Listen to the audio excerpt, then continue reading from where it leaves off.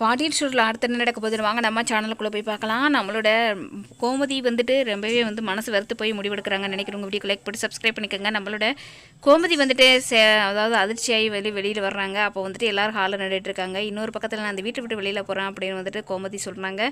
எல்லாருமே அதிர்ச்சியோட பார்த்துட்டு இருக்காங்க. இன்னொரு பக்கத்தில் வந்துட்டு நம்மளோட கோமதியே இந்த முடிவுக்கு வந்தாங்கன்னா, நம்மளோட கோமதி விழுந்து கிடந்துட்டும் நம்ம பாண்டியனை கூப்பிடும்போது பாண்டியன் நின்று பார்த்துட்டு திரும்பி போனதுனால நம்மளோட எவ்வளோ நம்ம பாசம் வச்சுருந்து நம்ம அவர் பேசணும்லாம் நினச்சோம். ஆனால் வந்துட்டு இவர் நம்ம உயிருக்கு சீரியஸாக நம்ம விழுந்து கிடக்கையில் கூட ஒரு திரும்பி பார்த்து என்ன செய்துன்னு உன்னை ஹாஸ்பிட்டலில் சேர்க்கலையே, இவர் எதுக்கு நம்மளுக்கு எல்லாருமே நடிக்க தான் செய்கிறாங்க, நம்ம தான் வெகுளித்தனமாக இருக்கோம், அதனால் இந்த குடும்பமே எனக்கு வேணாம் அப்படின்ற மாதிரி நம்மளோட கோமதி முடிவெடுக்கிறாங்க. இதுக்கடையில் நம்ம மீனா ராஜி எல்லாருமே கேட்குறாங்க, எங்கத்தா போகிறீங்க, வெளியில் போகிறேன்னு சொல்கிறீங்க, எங்களை எல்லாரும் விட்டுட்டு நீங்கள் எங்கே போகிறீங்க அப்படின்னு நம்மளோட அதாவது நம்ம கதிரி எல்லாருமே கேட்குறாங்க. அப்போ நம்மளோட கோமதி எதுக்குடா நான் உங்கள் எல்லாருக்கும் நான் வேலை பார்க்குறதுக்கு வேணும், ஆனால் என்ன பார்த்துக்கிற யாருமே இல்லை, அதனால் நான் என்னென்னமே பார்த்து